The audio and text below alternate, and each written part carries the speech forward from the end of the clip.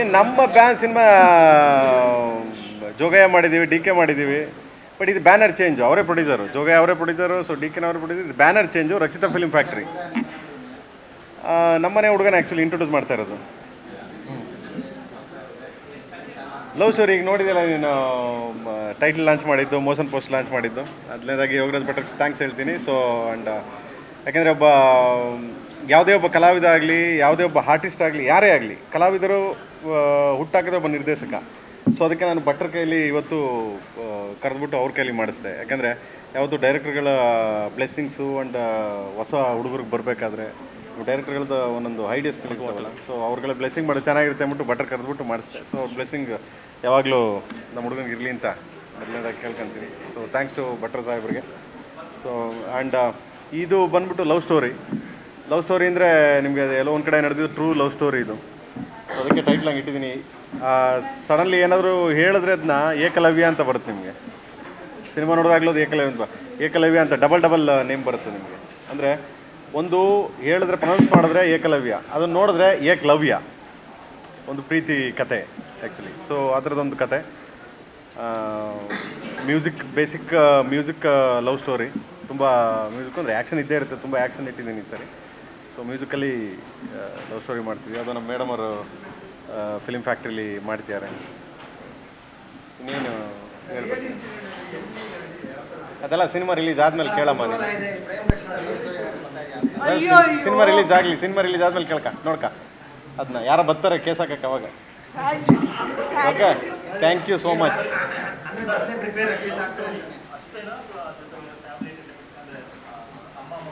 ಕಂದ ಬೇಸಿಕಲಿ ಟೈಟ್ಲಲ್ಲೇ ಗೊತ್ತಾಗುತ್ತೆ ನಿಮಗೆ ಸ್ಟೋರಿ.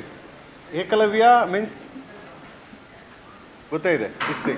ಓಕೆ, ಗುರು ಮತ್ತು ಶಿಷ್ಯಂದು ಅಲ್ಲ, ನೀವೇ ಏಕಲವ್ಯನ ನೋಡೋಣ. ಹುಡುಕ್ತಾ ಇದ್ದೀನಿ ಈಗ, ಸಡನ್ನಾಗಿ ಏನಿಲ್ಲ, ಈಗ ನಾಳೆಯಿಂದ ಹುಡುಕಕ್ಕೆ ಸ್ಟಾರ್ಟ್ ಮಾಡಿದ್ದೀನಿ, ಹುಡುಕ್ತಾ ಇದ್ದೀನಿ. ಅದು ಬರುತ್ತೆ ಒಂದ್ಸರಿ, ಅನ್ನೋದು ಮಾಡ್ತೀನಿ.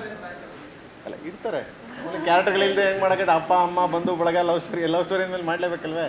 ಅದಾದಮೇಲೆ ಇನ್ನೊಂದೇನಪ್ಪ ಅಂದರೆ ಏಕಲವ್ಯ ಅಂತಂದರೆ ಒಂದು ಪ್ರೇಮ ಕಥೆ ನಿಮಗೆ. So meaning double meaning. Ekalavya is mass, Ekalavya is class. Musical love story ಎರಡು ಇದಿರುತ್ತೆ. ಗೊತ್ತಿಲ್ಲ ಕಣೋ, ನೀನೇ ನೋಡ್ಕೋಬೇಕದನ್ನ. ಎಲ್ಲ ನನ್ನ ಮಗನೇ ಲೇ.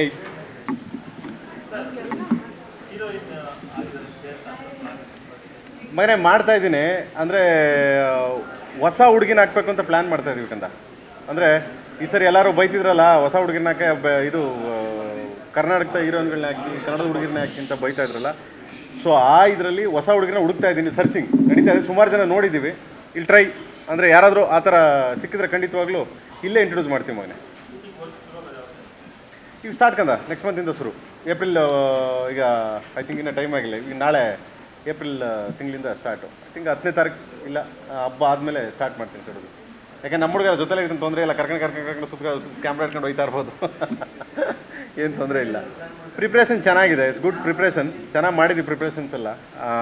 ಇನ್ನು ಅರ್ಜುನ್ ಅವರು ಸಾಂಗ್ ಹೇಳ್ಬೇಕು ಅಂದರೆ ಇದೊಂದು ಬಿಟ್ಟೇ ಹೊರಗಡೆ ಕಂಟ್ರಿಲಿ ಮಾಡಿದ್ದು. ಬುದ್ಧ ಆರ್ಕೆಸ್ಟ್ರಾ ಅಂದ್ಬಿಟ್ಟು ನಿಮಗೆ ಸಿಂಫೋನಿ ಆರ್ಕೆಸ್ಟ್ರಾ ಫಸ್ಟ್ ಟೈಮ್ ಮಾಡಿದ್ದು. ಎಲ್ಲ ಸಿಂಫೋನಿ ಆರ್ಕೆಸ್ಟ್ರಾ ಇದು ಆ್ಯಕ್ಚುಲಿ. ಅದಾದಮೇಲೆ ಹರ್ಮನ್ ಮಲಿಕ್ ಆಡಿದ್ದು. ಸೊ ನಮ್ಗೆ ಆಲ್ರೆಡಿ 5 ಸಾಂಗ್ ಮಾಡಿದ್ದೀನಿ, ಇನ್ನೂ 2 ಸಾಂಗ್ ಮಾಡಬೇಕು. ಕಂಪೋಸಿಂಗ್ ನಡೀತಾ ಇದೆ. 5 ಸಾಂಗ್ ಮಾಡಿದ್ದೀವಿ. And going and processing good. ಇಲ್ಲ ಈ ಸರಿ ಭಟ್ರು ಬರೀತಾರೆ, ಆಮೇಲೆ ಪ್ರೇಮ್ ಬರೀತಿಯಾನೆ, ಆಮೇಲೆ ಕವಿರಾಜ್ ಬರೀತಿದ್ದಾರೆ, ಆಮೇಲೆ ಇನ್ನೊಂದು ಹುಡುಗ, ಹೊಸ ಹುಡುಗ ನಮ್ಮ ಸಂತೋಷ್ ನಾಯಕ್ ಬರೀತಿದ್ದಾರೆ. 5 ಜನ ಬರೀತಿದ್ವಿ ಬಸ್. ಆಲ್ಮೋಸ್ಟ್ ಅಲ್ಲಿ ಯಾವುದೇ ಸಿನಿಮಾ ಮಾಡ್ಬೇಕಾದ್ರೆ ನಾವು ಬೇಸಿಕಲಿ ನಾನು ಹೊಸಪನೆ ಇಲ್ಲಿಗೆ. ಅಂದರೆ ಲೈಕ್ ಒಂದು ವಿಲನ್ ಅಂತ ಸಿನಿಮಾ ಆಗೋಯ್ತು, ಆದ ತಕ್ಷಣ ನೆಕ್ಸ್ಟ್ ನಾನು ಸಿನಿಮಾ ಮಾಡ್ಬೇಕಾದ್ರೆ ನಾನು ಹೊಸಪನೆ, ಹೊಸ ಹೆಜ್ಜೆನೇ ನನಗೆ. ಪ್ರೇಮ್ ಅಂತ ಒಬ್ಬ ಡೈರೆಕ್ಟರ್ ಅಂತ ಸೀಲ್ ಇರ್ಬೋದೇ ಕೂಡ, ಬಟ್ ಇದಕ್ಕೆ ನಾನು ಹೊಸಪನೆ. ಅದ್ರ ಜೊತೆ ಇನ್ನೊಬ್ಬ ಹೊಸಪನ ಜೊತೆ ಹೆಜ್ಜೆ ಹಾಕೊಂಡು ಹೋಗ್ತಾ ಇರ್ತೀನಿ. So let's see decided people. ಅಂದರೆ ಅವರು ಜನಗಳ ಮುಂದೆ ನಾವೇನು ಮಾಡೋಕ್ಕಲ್ಲ. ನಮ್ಮದು ಎಷ್ಟು ಶ್ರದ್ಧೆಯಿಂದ ಅವನ್ನ ತೊಗೊಂಡೋಗಿ ನಿಲ್ಲಿಸ್ಬೇಕು ಅಂತ ಎಷ್ಟು ನಮ್ಮ ಮೈಂಡಲ್ಲಿ ಏನೇನು ಇರುತ್ತೆ ಅಷ್ಟನ್ನು ತಗೊಂಡು ಪ್ರಯೋಗ ಮಾಡಿಬಿಡ್ತೀನಿ. ಸೊ ಇನ್ನು ಮಿಕ್ಕಲು ಒಪ್ಪೋದು ಬಿಡೋದು ಸೊ ಅವ್ರದ್ದು. ಅಂದರೆ ನಾನು ಹೊಸಬರು ಅನ್ನೋದಕ್ಕಿಂತ ಇಲ್ಲಿ ನಾನು ಒಬ್ಬ ಹೊಸಪನೆ.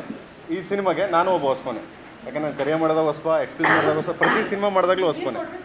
ಇದು ನಾನು ಎಕ್ಸ್ಕ್ಯೂಸ್ ಮಾಡಿದಾಗ ಎಲ್ಲರೂ ಹಂಗಂದ್ರು, ಎಕ್ಸ್ಕ್ಯೂಸ್ ಮಿ ಟೈಟ್ಲ್ ಇಡ್ತಾರೆ, ಐ ಥಿಂಕ್ ಮ್ಯೂಸಿಕಲ್ ಇದು ಮಾಡ್ತಾರೆ ಅಂತ. ಸೊ ಎಲ್ಲರೂ ಆಲ್ಮೋಸ್ಟ್ ಫ್ಯಾನ್ಸ್ಗಳೆಲ್ಲ ಕೇಳ್ತಿದ್ದಂಗೆ ಮತ್ತೆ ಲವ್ ಸ್ಟೋರಿ ಮಾಡಿ ಮತ್ತೆ ಪ್ರೇಮ್ ಎಕ್ಸ್ಕ್ಯೂಸ್ ಮೀ 2 ಮಾಡಿ ಅಂತ 2-3 ಅಂತ ಮಾಡ್ಕೊಂಡು ಚೆನ್ನಾಗಿರಲ್ಲ. ಮೇಲೆ ಅದು ಅಂತ ಇದಿರಲ್ಲ. ನಾನು ಅರ್ಜುನ್ ಡಿಸ್ಕಸ್ ಮಾಡ್ಬೇಕಾರೆ ಬೇಡ ಸರ್ ಇನ್ನೊಂದು ಬೇರೆ ಏನಾದರೂ ಮಾಡೋಣ ಅಂತ ಹುಡುಕಿ ಸುಮಾರು 7-8 ಕತೆ ಹೇಳಿದ್ವಿ ನಮ್ಮ ಮೇಡಮ್ಗೆ. 7-8 ಕತೆ ಹೇಳಿದ್ವಿ ಕೂರಿಸ್ಕೊಂಡು. ಸುಮಾರು ಒಂದು 4-5 ತಿಂಗಳಿಂದ ಸುಮಾರು ಕತೆಗಳು ಹೇಳಿ ಕೊನೆಗೆ ಇದು ಚೆನ್ನಾಗಿಲ್ಲ ಫೈನಲ್ ಒಂದು ಒಪ್ಕೊಂಡ್ರು. ಸೊ ಅದನ್ನು ಸ್ಕ್ರೀನ್ ಪ್ಲೇ ಮಾಡಿ ಕರ್ಕೊಂಡೋಗಿ ಗೋವಾದಲ್ಲಿ ಕರ್ಕೊಂಡೋಗಿ ರೂಮ್ಗೆ ಮೇಲೆ ಹಾಕೊಟ್ರು ನಮಗೆ. ಚೆನ್ನಾಗಿ ಖರ್ಚು ಮಾಡಿ ಚೆನ್ನಾಗಿ ಹುಡುಗರೆಲ್ಲ ಹಾಕೊಂಡು ಸ್ಕ್ರೀನ್ ಪ್ಲೇ ಎಲ್ಲ ಮಾಡಿ ಚೆನ್ನಾಗಿ ಸಾಂಗಿಗೆಲ್ಲ ಎಲ್ಲ ಮಾಡಿದ್ದೀವಿ ಹುಡುಗ. ಹಂಗನ್ಬಿಟ್ಟು ಬೇರೆ ಪ್ರೊಡ್ಯೂಸರು ನಮ್ಮ ಪ್ರೊಡ್ಯೂಸರು ಅಂತ ಏನಿಲ್ಲ. ನಾವು ಸಿನಿಮಾ ಮಾಡ್ತಾ ಇರ್ತೀವಿ, ನಾವೇನು ಟೆನ್ಷನ್ ತಗೊಳ್ಳಲ್ಲ. ಏನ್ರಿ ಹಿಂಗಂತೀರಿ ನೀವು? ಕತೆ ಒಪ್ಕೊಲೇಬೇಕು ಅವರು. ಚೆನ್ನಾಗಿಲ್ಲ ಅಂತಂದರೆ ಡಿಲೀಟ್ ಮಾಡಿಬಿಡ್ತಾರೆ. ಅದಕ್ಕೆ ಚೆನ್ನಾಗಿರೋ ಕತೆ ಒಪ್ಕೋತಾರೆ. ಕತೆ ಮಾಡಿ ರಕ್ಷಿತ್ ಅವ್ರ ತಮ್ಮನ್ನ ಹಾಕಿದ್ದೀನಿ. ನಾನು ಸಾಮಾನ್ಯವಾಗಿ ಎಲ್ಲ ಹಂಗೇನೆ ಮಾಡೋದು. ಫಸ್ಟ್ ಸಿನಿಮಾ ಮಾಡ್ಬೇಕಾರೆ ಬಾಸ್ ಯಾರಿಗೇ ಆಗಲಿ, ಈಗ ದೊಡ್ಡ ಕಲಾವಿದರನ್ನ ಹಾಕೊಂಡು ಸಿನಿಮಾ ಮಾಡ್ಬೇಕಾದ್ರೆ ಸ್ವಲ್ಪ ಕಮರ್ಷಿಯಲ್ ಟಚ್ಚು ಸ್ವಲ್ಪ ಇದನ್ನ ಹಾಕೊಂಡು ನಾವು ಚೇಂಜ್ ಮಾಡಲೇಬೇಕಾಗುತ್ತೆ. ಕೆಲವು ಅಂದರೆ ಆ ಫ್ಯಾನ್ಸ್ಗಳು ಕೆಲವು ಇಷ್ಟಪಡ್ತಾರೆ, ಕೆಲವು ಫೈಟ್ ಇಲ್ಲ ಅನ್ಬೋದು, ಕೆಲವು ಇದಿರ್ಬೋದು. ಆ ಥರದ ಸಿನಿಮಾಗಳಿಗೆ ಹೋದಾಗ ಎಲ್ಲೋ ಒಂದು ಕಡೆ ಒಂದಿನ ಹೋಗ್ಬೋದು, 2 ದಿನ ಹೋಗ್ಬೋದು. ಬಟ್ ಏನು ನಾವು ಕತೆಗಳು ಫಸ್ಟ್ ಮಾಡ್ಕೊಂಡು ಅದಾದಮೇಲೆ ಆ ಪಾತ್ರಕ್ಕೆ ಯಾರು ಸೂಟ್ ಆಗ್ತಾರೆ ತಗೊಂಬಂದು ಹಾಕೊಂಡು ಸಿನಿಮಾ ಮಾಡಿದ್ರೆ ಒಳ್ಳೆಯದು. ಈಗಿನ ಪರಿಸ್ಥಿತಿಲಿ ನಿಮಗೆ ಗೊತ್ತಿರೋಂಗೆ ಎಲ್ಲ ಕಂಟೆಂಟ್ ಓರಿಯೆಂಟೆಡ್ ಕತೆ ಇರಬೇಕು, ಕಂಟೆಂಟ್ ಚೆನ್ನಾಗಿರಬೇಕು. ಇದ್ರೆ ಯಾರನ್ನು ಬೇಕಾದ್ರೂ ನೋಡ್ತಾರೆ ಜನ. Yes good. ಒಂದೇನಪ್ಪ ಅಂದರೆ ನಾನು ಫಸ್ಟ್ ರಾಂಡನ್ನ US ಕಳಿಸಿದ್ರು. Engineer, basic engineer. US ಕಳಿಸ್ಬೇಕಾದ್ರೆ ನಾನು ಹೇಳಿದೆ, ಯಾಕೆ US ಕಳಿಸ್ತೀರಾ, ಇಲ್ಲಿ ನಮ್ಮ ಗರಡಿಲಿ ಬಿಡಿ. ಯಾಕೆಂದರೆ ಇದು ಮಣ್ಣು, ರೋಡಲ್ಲಿ ನಿಂತು ಕಲ್ತ್ರೇ ಅದು ಇದಾಗೋದು. ಅಲ್ಲೋಗಿ 4 ಗೋಡೆ ಮಧ್ಯೆ AC ಕಲ್ತ್ರೆ ಅಂದರೆ ಅದು ಕಲಿಯೋರು ಕಲ್ತಿದ್ದಾರೆ, ದೊಡ್ಡ ಸ್ಟಾರ್ಗಳಾಗಿದ್ದಾರೆ. ನಾನು ಅದನ್ನು ಇದು ಮಾಡ್ತಿಲ್ಲ. ಬಟ್ ನನ್ನ ವ್ಯೂವಲ್ಲಿ ನಾನು ಹೇಳ್ತಾ ಇರೋದು, ನನ್ನ ವ್ಯೂವಲ್ಲಿ ರೋಡಕ್ಕೆ ಬಿಡಿ, ಇಲ್ಲಿ ನೋಡಲಿ ಕ್ಯಾಮ್ರಾ ಎಲ್ಲಿ, ಲೈಟ್ ಎಲ್ಲಿದೆ, ಸೊ ಏನು ಮಾಡ್ತಾರೆ, ಜನ ಏನು ನೋಡ್ತಿರ್ತಾರೆ, ಲೈಟ್ ಎಲ್ಲಿ ನೀಡ್ತಾರೆ, ಏನು ಮಾಡ್ತಾರೆ. ಇಲ್ಲಿ ಫೀಲ್ಡಲ್ಲಿ ಬಂದರೆ ಗೊತ್ತಾಗೋದು ಅದು ಆ್ಯಕ್ಟಿಂಗ್ ಅಂದರೆ. ಅಲ್ಲಿ ಬೇಡ ಅಂತ ಅಲ್ಲಿ 2 years ಮಾಡ್ದೆ. ಅದಾದಮೇಲೆ 1 year ನನ್ನ ವಿಲನ್ ಸಿನಿಮಾಗೆ ಅವನ್ನ ಅಸಿನೇಟರಾಗಿ ಇಟ್ಟೆ ನಾನು. ನೀನು ಇಲ್ಲಿ ಬಾ ನೋಡಿಲ್ಲಿ, ಅಲ್ಲಿ ನೋಡೋದಲ್ಲ, ಇಲ್ಲಿ ಬಾ, ಸಿನಿಮಾ ಏನು ಅಂತ ಗೊತ್ತಾಗುತ್ತೆ. ಸುದೀಪ್ ಸರ್ ಏನು ಆ್ಯಕ್ಟ್ ಮಾಡ್ತಾರೆ ಅದು ಬಿಫೋರ್ ಸುದೀಪ್ ಸರ್ ಮಾನಿಟರ್ ಮಾಡೋದನ್ನ ಇವನ ಕೈಲಿ ಮಾಡಿಸ್ತಾ ಇತ್ತು. ಸುದೀಪ್ ಸರ್ ಕರ್ಕೊಂಡೋಗಿ ಇವನ ಕೈಲಿ ಮಾಡ್ಸೋಣ ಓ ಅಭಿ ನೀನು ಮಾಡು, ಆದಮೇಲೆ ನಾನು ಟೇಕ್ ಮಾಡ್ತೀನಿ ಸುದೀಪ್ ಸರ್. ಆ ಥರ ಸಪೋರ್ಟ್ ಮಾಡೋದು ಸುದೀಪ್ ಸರ್ ಆಗಲಿ ಮತ್ತು ಶಿವಣ್ಣ ಆಗಲಿ. ಶಿವಣ್ಣ ಅಂತೂ ಸಿಕ್ಕಾಪಟ್ಟೆ ಇಷ್ಟ ಅಂದ್ಕೊಂಡ್ರೆ, ಒಳ್ಳೆ ಹುಡುಗಮ್ಮ, ಚೆನ್ನಾಗಿ ಕಾಣ್ತಾನೆ, ಅವ್ನು ಚೆನ್ನಾಗೆ ಒಳ್ಳೆ ಸಿನಿಮಾ ಮಾಡು ಅಂತ. ಸೊ ಅಷ್ಟು ಇದಿದೆ. And then is good. ತಯಾರಿ ಆಗಿಯಾನೆ ಚೆನ್ನಾಗೆ, ಫೈಟ್ ಗೀಟ್ ಎಲ್ಲ ಕಲ್ತಿಯಾನೆ, ಎಲ್ಲ ತಯಾರಿ ಮಾಡಿದ್ದೀವಿ, ಡ್ಯಾನ್ಸ್ ಗಿನ್ಸ್ ಎಲ್ಲ ಕಲಿತಿಯಾನೆ. ಆ್ಯಂಡ್ ಎಲ್ಲ ಕಲಿತಿಯಾನೆ ಅನ್ನೋದಕ್ಕಿಂತ ಪ್ರೊಸೆಸಲ್ಲಿ ಇದ್ದಾನೆ. ಎಲ್ಲ ಕಲ್ತ್ಬಿಟ್ಟು ಏನೂ ಮಾಡೋಕ್ಕಾಗಲ್ಲ, ಯಾಕೆಂದರೆ ಎಲ್ಲ ಕಲ್ತ್ಬಿಟ್ಟಿದ್ದೀನಿ ಅನ್ನೋದಕ್ಕಿಂತ ಪ್ರೊಸೆಸಲ್ಲಿ ಇದ್ದಾನೆ, ಗೋಯಿಂಗ್ ಆನ್. ಅವನ ಬಾಡಿ ಲ್ಯಾಂಗ್ವೇಜ್ಗೆ ಮತ್ತು ಅವನ ಸ್ಟೈಲ್ಗೆ ಸ್ವಲ್ಪ ನಾವು ನಮ್ಮ ವೇನ ತುಂಬಿ ಚೇಂಜ್ ಮಾಡ್ಕೊಂಡು ಅವ್ನ ಬಾಡಿ ಲ್ಯಾಂಗ್ವೇಜ್ ತೊಗೊಂಡೋಗ್ತೀವಿ. ಈಗ ಫಸ್ಟು ಲಾಂಚ್ ಮಾಡಿದ್ದೀವಿ, ಶೂಟಿಂಗ್ ಸ್ಟಾರ್ಟ್ ಆಗ್ತಿದೆ. ಒಂದು ನೆಕ್ಸ್ಟಿಂದ ಆರ್ಟಿಸ್ಟ್ಗಳನ್ನ ನೋಡ್ತೀನಿ, ಯಾರ್ಯಾರು ನಮ್ಮ ಟೀಮಿಗೆ ಬಂದು ಜಾಯ್ನ್ ಆಗ್ತಾರೆ ಅನ್ನೋದ ನಿಮಗೆಲ್ಲ ಗೊತ್ತೇ ಇದೆ.